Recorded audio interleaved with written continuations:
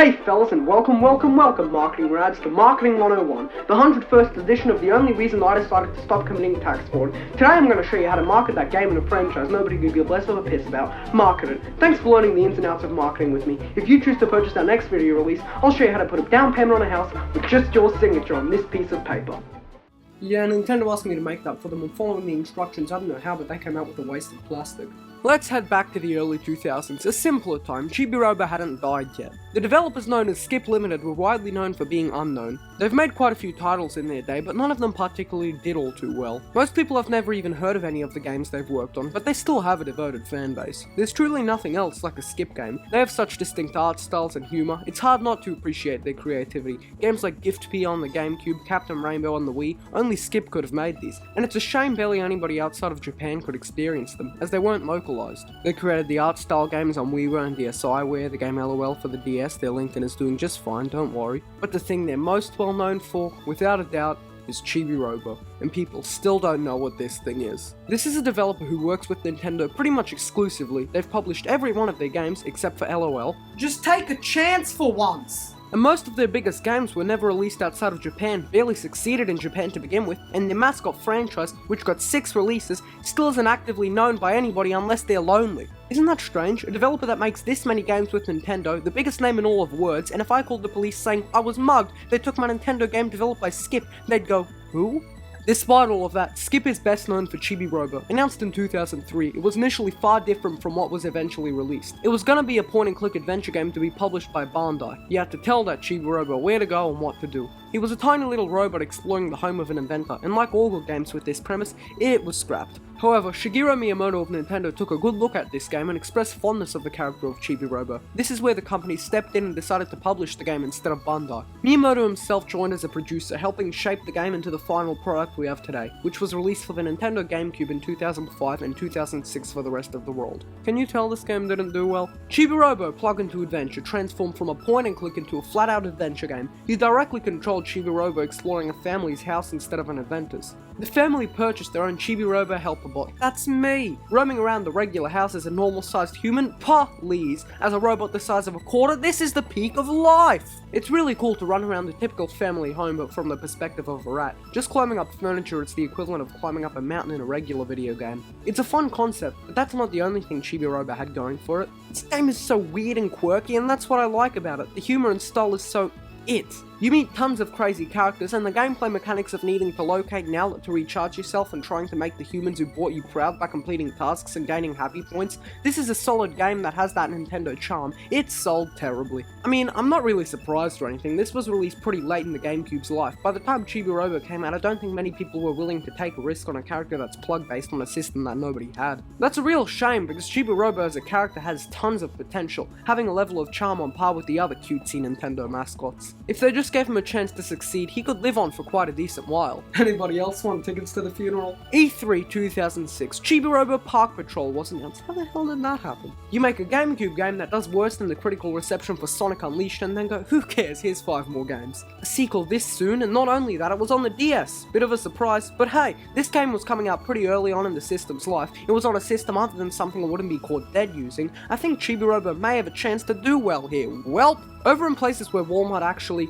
existed, Park Patrol was only available at Walmart. Now that's great, I couldn't think of any better store to sell a Chibi-Robo game. There are 2 types of people who shop at Walmart and Chibi-Robo fans. There's not much overlap. This very much seemed like a last-minute decision Nintendo of America made, as just about a month prior to the game's release, GameStop was still taking pre-orders. I feel they just had a bad feeling about this one and made a deal with Walmart. They probably jumped at the idea of having the exclusive rights to a Nintendo-published DS game, the hottest console out there, and then they were told it was Chibi-Robo. Great. I think GameStop would have made far more sense. Many people believed Walmart was chosen due to Park Patrol's themes of environmental conservation and how the store was aiming to not kill as many dolphins that year. No. Do you really think Nintendo decided to specifically limit this game's release just because Walmart's goals slightly aligned with the general themes of a Chibi-Robo game? You don't see them selling Super Mario Odyssey at Home Depot. The only reason it was a Walmart exclusive is because they didn't believe this game was going to be a success and didn't want a warehouse full of unsold copies. Park Patrol was released the day after The Legend of Zelda Phantom Hourglass. It got no marketing outside of Japan. You could only buy it at a store that had their games behind glass cabinets, meaning you'd have to say 1 Chibi-Robo please, and I didn't have it in my gut to say that to an underpaid cashier. This game also didn't sell well. It did better in Japan. I mean, I can actually find commercials they released for it there, but over in North America, it's pretty obvious why it didn't sell well. It's a shame, because it's an okay enough game. You play as Chibi-Robo planting flowers in a park, a bit of a different take from the original, and the DS is just a much weaker platform for a 3D adventure like this, but it's still a charming, wacky little game. It still feels like Chibi-Robo, though not quite the same as the original. And Nintendo specifically requested that. They wanted this to be a new take on Chibi-Robo. They apparently thought the original didn't sell well because right when everybody on the planet was about to buy it, they looked up the genre.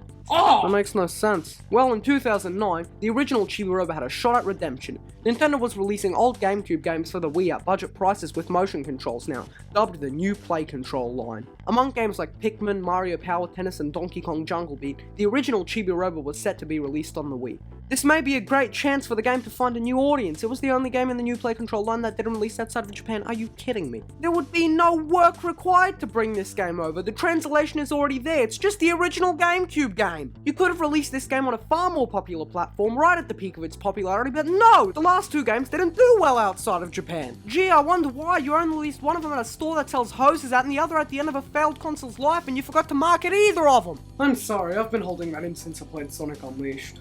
So what's next for Chibi-Robo? How about a return to form, a true sequel to the original? Park Patrol is meant to be a more different take on Chibi-Robo, whereas this game puts Chibi-Robo right back in a house helping a family out. Same gameplay, same style. This is exactly what the franchise needed. How did they screw it up? Well, often referred to as Chibi-Robo Clean Sweep by fans, this Nintendo DS game was a full continuation of the original game, and it was really quite good. But with this and the Wii re-release of the original, the series could have been given new life, and been introduced to so many more people if they actually marketed and released them outside of Japan. But no, instead, we have to wait 4 more years for another Chibi-Robo game. Imagine the world without Chibi-Robo games. In 2013, we got Chibi-Robo Photo Finder for the Nintendo 3DS in Japan, and 1 year later everywhere else. It was downloadable only and is more of a Park Patrol type of deal. By that I mean it was similar to the original, but with a fair amount of differences. This game focused on taking pictures with the 3DS camera to transport real-world objects into the world of the game. I think this was an alright little title. It looked quite good for just being a downloadable 3DS game too. Though its more realistic looking art style, while obviously done due to the photo taking mechanic, isn't nearly as charming as the typical Chibi-Robo style. Taking photos with the 3DS camera though, I think that's what killed a lot of interest in this game. If it came out in 2011 right when the 3DS launched, sure, but the novelty of augmented reality type stuff with the 3DS had died off considerably by this point. Nobody really wanted to take pictures with their 3DS anymore, so building an entire game around it starring a character nobody knew, what do you mean we're going out of business? I mean, if playing a photo-based adventure game was a New Year's resolution in 2014, screw it, this was released in early January, it was perfect for that. It didn't help that this game was announced at a Nintendo Direct with a bunch of other announcements that easily overshadowed it. Like, people had more to say about Dr. Luigi. He's just so Luigi-shaped. Well, I'll give Nintendo credit that they truly kept trying with Chibi-Robo, far more than other franchises that sold even more. They just kept mishandling the series. It felt like they never wanted to blame themselves for the series' low sales and instead chucked it up to, oh, people just don't get Chibi-Robo. What's there to get? He's a tiny robot. I personally believe you can take any character and make them a success with the right type of marketing. Is there any reason why a fat pink circle does well but a tiny robot doesn't? Nintendo believe that if we don't spend any advertising on Chibi-Robo and it still doesn't sell well, we'll probably have to add some gimmick or change up the gameplay for the next entry to make it appealing. How does a company do so well but go completely off the rails when it comes to Chibi-Robo? What's so hard to understand about, maybe if I don't market a game, or if I release it at the end of a failed console's lifespan, or if I release it at a store that only sells hoses at, or maybe if I take the only 2 games that had a chance outside of Japan and I release them exclusively in Japan, then it might be my fault the games aren't doing well and not the games themselves. I'm not saying Chibi-Robo is the next Water, I don't think it appeals to everybody, but there's no reason why so many other games that are weirder and more complicated sell better. It's not rocket science. Nintendo just fails to understand that they're why the series fails to do just a little bit better and not the series itself. Christ, I feel like I've gone mental, but so did Nintendo, because Chibi-Robo Ziplash exists. No! There are plenty of other folks with brown hair and glasses that'll give you a fair dose of why this game is terrible, so I'll try and be quick about it. This thing was announced in a Japan-exclusive Nintendo Direct on May 31st, 2015, starting things off by showing what Chibi-Robo is all about, exploring 3D environments as a miniature robot. Now here's the game you're actually getting, you lonely bastard. Yeah, Nintendo still failed to realize it was their fault that the series was selling worse than Eczema, so they decided to turn it into a 2D platformer. Why? Well, 2D games are much easier to develop, are more accessible, and generally sold much better for Nintendo at the time. So they thought, oh, let's turn Chibi-Robo into a 2D platform and it'll sell better. Here's the thing, that's not what Chibi-Robo is. The genre was never the problem with Chibi-Robo. If you smacked him on the front of a kart race, then nobody will go up to it and say, oh, finally, a genre I care about that Chibi-Robo's in. I'm gonna buy this. No, they'd still end up going, what's a Chibi-Robo? Putting him in a 2D platformer isn't gonna do anything except make him blend in with the crowd. Now, I don't think the idea of a 2D platformer starring Chibi-Robo is a bad idea, but the execution is terrible. There's nothing here that screams Chibi-Robo. If you replace them with any other robot, or hell, even any other character for that matter, it wouldn't change a thing. Nothing here screams miniature robot in a large environment, it just feels like a generic platformer. Sure, there's a hat in the background every now and then, but that's once in a blue moon in a game that's in a franchise designed around the concept of being the size of a quarter. Not to mention, there's nothing interesting about the gameplay either. You have the Whiplash, because it's always fun to name moves after diseases, the Ziplash, which is just a Whiplash used to reach things further away, and that's about it. This game isn't inherently bad, it's just boring. There's really no other way around it. So what did Nintendo do after releasing Disappointment in the size of a Cheez-It? Give up. Following the failure of Chibi-Robo Ziplash, Nintendo finally gave up on the character. To be fair, the writing was on the walls pretty much the whole time. Nintendo never knew what to do with this character, and while you gotta give them credit that they kept trying, they always assumed it was the game's fault that nobody cared about Chibi-Robo, or they chucked one of the games exclusively in a store that no Nintendo fan cares about. It's a real shame, because Chibi-Robo is a fantastic concept, and that shows through with most games in the franchise. He's bound to be revitalized at some point, and who knows, maybe Nintendo will finally find a good balance between quality and not selling it at a store that sells potted plants. But, as it stands now, Chibi-Robo is a franchise that, as many others, lies dead in the ground. Well, now that Nintendo took my advice for Marketing 101 and sent me a cease and desist for Marketing 102, I'm sure they'll love my next promotional tape. Even if Ziplash sucked, this will greatly help them if they want to sell copies of the game. They're liquidating the company.